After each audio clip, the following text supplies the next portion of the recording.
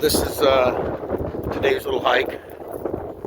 Welcome to the Crooked Train Trail. So here we are,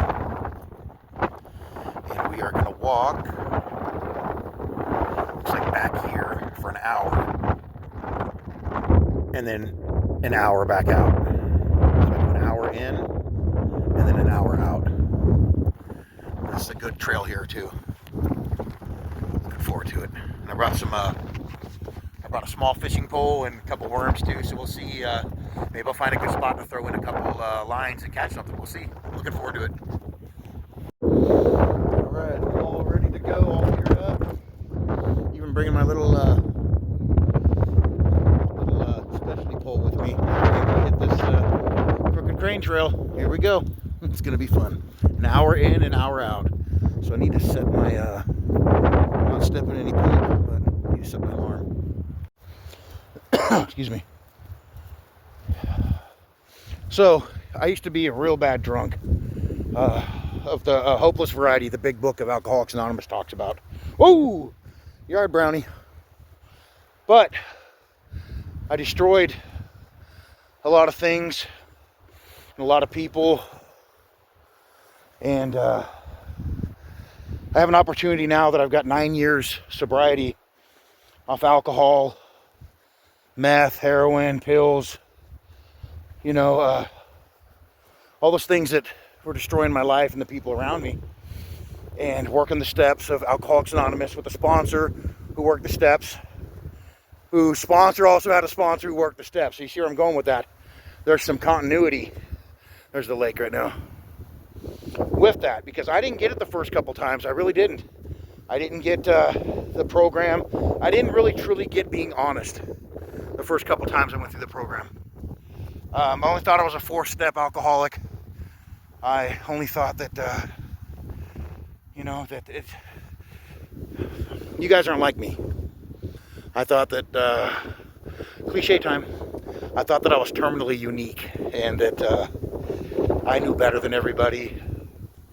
Even this program that's going to get me sober, I thought I knew better. But again, by the grace of God and that program, it's got me to a life now. I could never imagine a life without alcohol. I couldn't.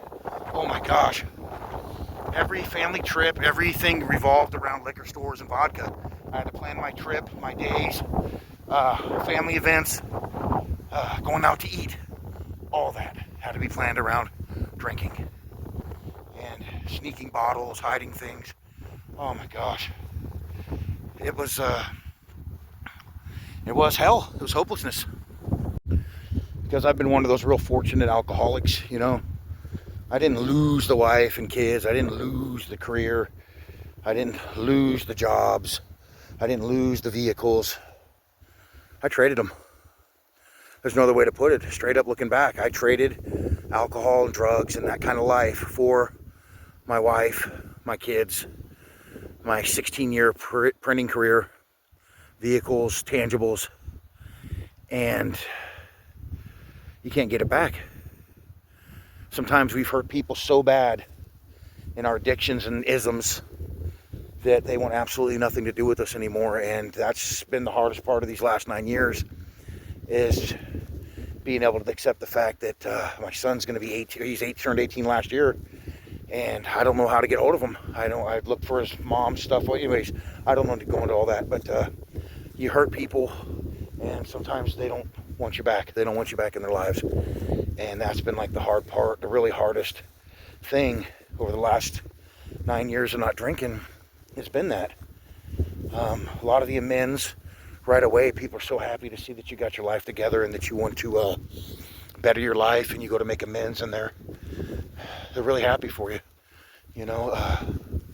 But back to what it was like was, I was drinking mouthwash, hand sanitizer, aftershave, whatever I could get my hands on, you know. At the lowest point and at the highest point, I had a $2,000 Manhattan up at the restaurant on top of the world in Las Vegas in the Stratosphere, I believe.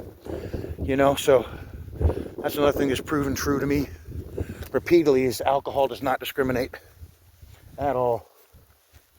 Doesn't care if you're a millionaire, or if you're scraping change out of a fountain to buy a 211, doesn't matter. Does not care. And yeah, it was hell. It was a circle of hopelessness. You know, you don't see that there's hope, and that's what I want to show, or at least try to convey on my YouTube channel, is that there is life after alcohol. There is life. There's an abundant life after alcohol and drugs and shopping, maybe porn, maybe overeating's your thing, maybe you're addicted to porn. That's huge in the country now. Huge. It's not talked about enough. It's not talked about enough, but Fatty's getting winded on my little hike here, so bear with me. Yeah, whatever your thing is, it's clear to me now that it's a God-shaped hole, and it comes in every size, or it comes to every person on this earth has that. Every person born, living, and deceased has had that God-shaped hole inside their lives, inside of them, and we try everything under the sun to fill that hole. Everything. I mean, I can only speak of my own experience, but like I've already mentioned, alcohol, King Alcohol. Oh, King Alcohol. How I bowed at your throne so many years. Tried filling the God-shaped hole with sex. Didn't matter. Sex. Pornography, again. Tried filling that void with pornography. Food,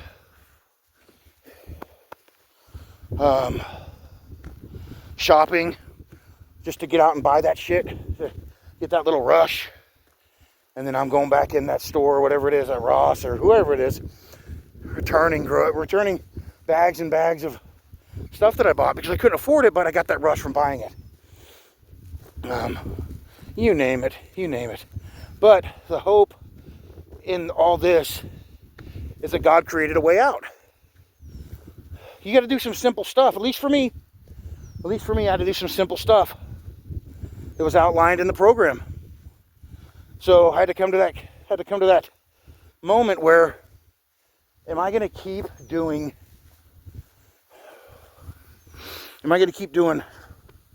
Scott stuff? Am I going to keep doing what Scott does? Year after year, try to beat this thing all the time? Or am I going to do what has been suggested of me from men and women who have 10, 20, 30, 40, 50 years of longevity, sobriety, and they're happy, they're joyous, and they're free, you know? 'Cause there's dry drunks, and there's those of us who are free, who no longer think about or not think about alcohol in any shape or form. I've said it before to people that it's so abstract a concept to me. It's like, how often do you think about being pregnant on Mars to give birth to a space alien? Oh, just some abstract concept. That's how far off it is. Sure, it comes every once in a while. Ooh, I wonder what that tastes like. Or, ooh, that looks interesting. But as a friend of mine told me one day when we were in Walmart in Bakersfield, looking at some Honey Jack, and I stopped and looked and go, ooh, Honey Jack, I wonder what that's going to taste like. And she came up to me and said, vodka. Scott, it's going to taste like vodka. And if you know what I mean, for sure. Yeah, so one day I'll share my entire testimony on here. Yeah.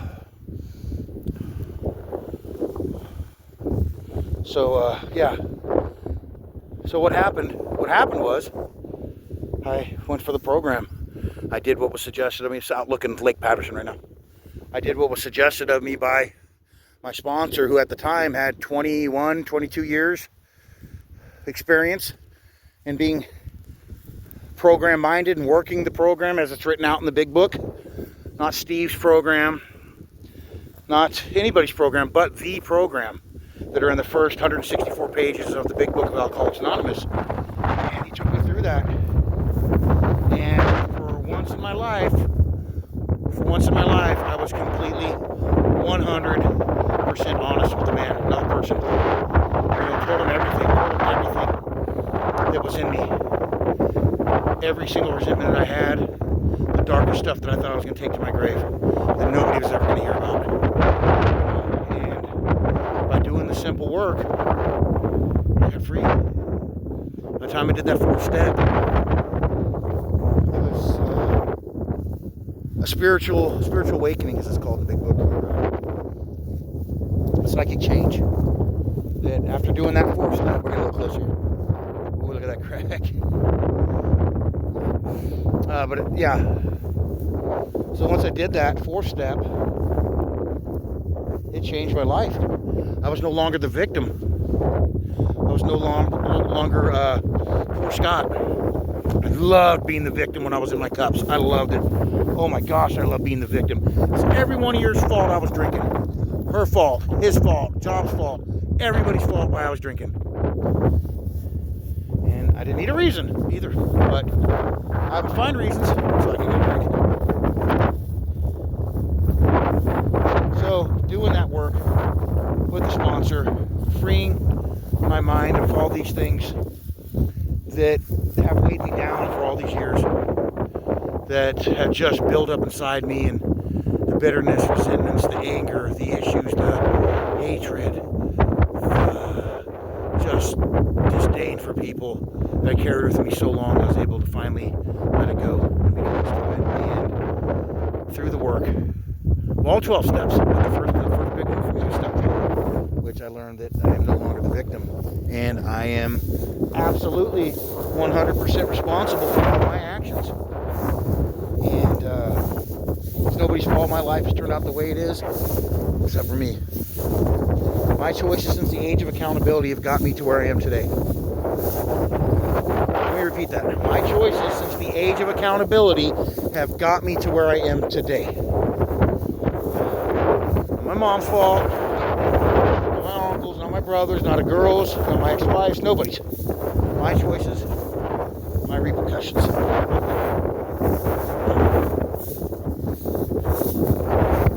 I like who I am now. I like who I'm becoming. I like being able to look people in the face when I talk to them. I like being able to keep my head up when I'm walking. I love being able to share about what God's done in my life.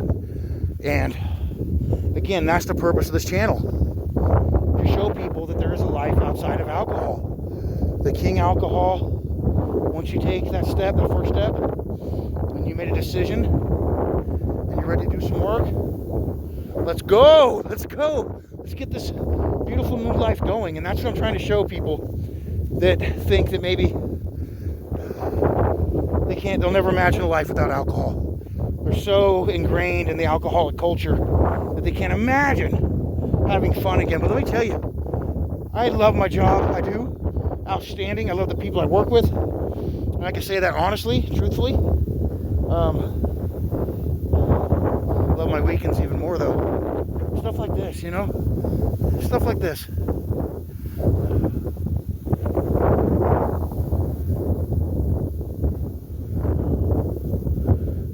Out here in the nature. I don't need booze. I'm not looking for a bottle. I don't need accolades from people who don't give a shit about me. Pardon my French. As an old acquaintance used to say, Tony B, you know, it turns out it's just a mutual agreement to use one another when we're in our active addiction in cups. I can tell you this though, I don't have a single friend or still talk to a single person that I originally got drunk with or got high with the exception of my brother. You know, those aren't friends, never were friends. Mutual agreement to use one another. But the life I have now, it's unimaginable. I never thought of that, you know? I never thought I'd have been content without alcohol. But, yeah, so like I said, if you're new to the channel, that's kind of what it's all about. And I appreciate you guys watching. I appreciate people leaving comments and things like that. The video editing will get better, I promise you that. And yeah, I'm looking forward to add some new characters to the roster up here too. So you got a little brief video I put out the other day with fishing on Easter, and I'm really grateful. I am. I'm really grateful. So let me stop jawing here. Saying tiddlywinks and get going on my hike here. So yes, thanks for watching. I appreciate it. I'm on the Crooked Crane Trail outside of Lake Patterson, Dickinson, North Dakota. Beautiful day, 50 degrees, wind 12 miles. Just amazing. This trail is so relaxing. It's low, what do they call it? Low gains, low elevation gains. I'm not going up too high, but it's beautiful out here. I'm really happy to be here.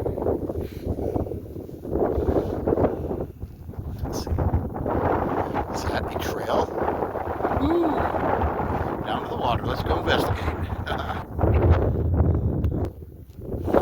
Yeah, this is a nice little spot. Put a pole in. Little shallow beach there. Nice little spot. Came down off the Crooked Crane Trail over here this way. Floop, right down through here. All right, let's put a line in, shall we?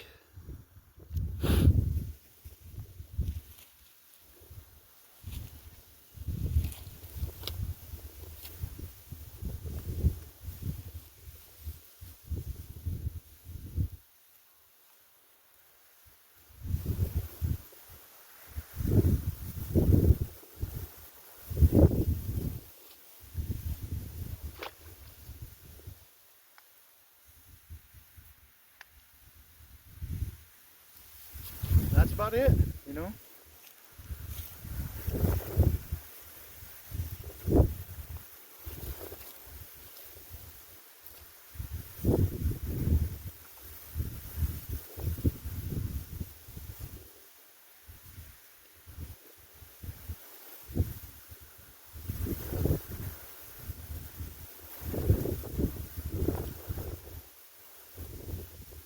Oh, in case anybody's asking, I'm using a little split shot up on top here, and then a catfish, and then another sinker here, catfish rig, and with a big old plumper, chunker.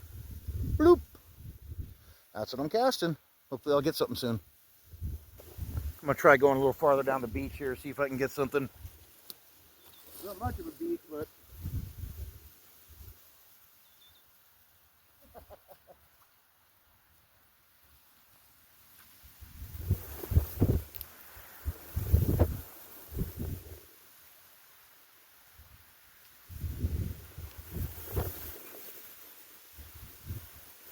you can't see me down here, but oh well.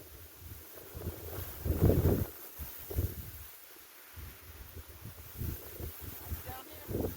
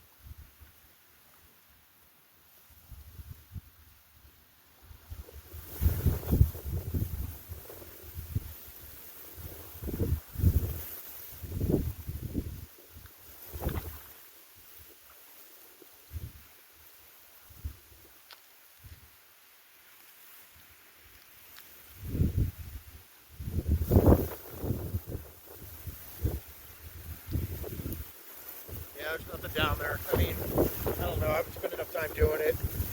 I think I want to go hiking over to this side. Side over here. I think I want to go maybe get a better shot up there. So.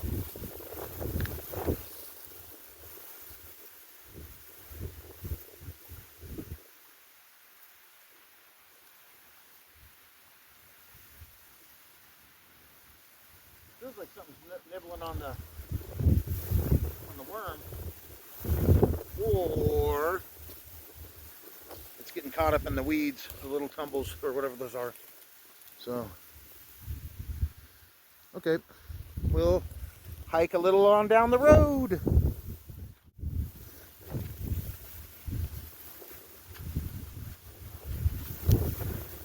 Yeah, we're gonna go over to the other side there, see if we can get a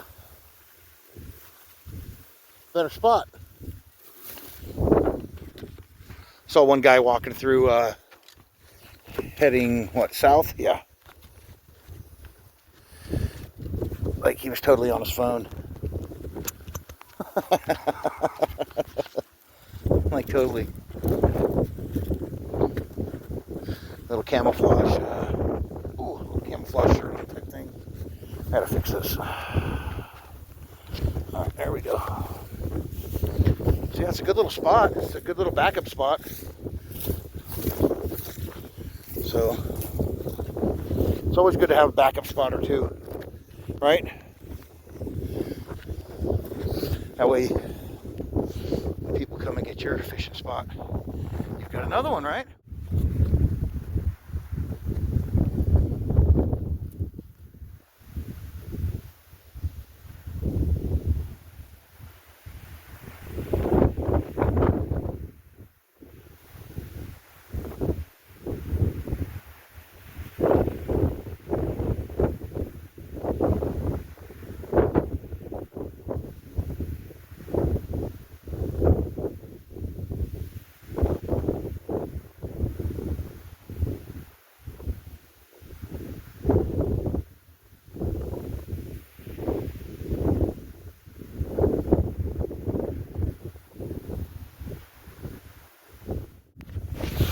Alright, to be honest, it's a little steeper than I anticipated. However, it is beautiful and it's cool out here.